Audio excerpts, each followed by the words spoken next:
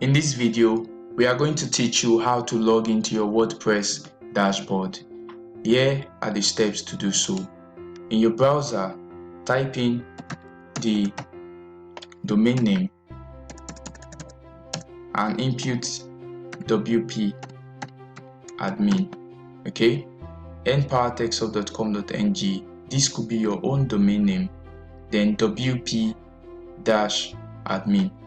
and then you can go on to the login page. From doing your installation, remember the username.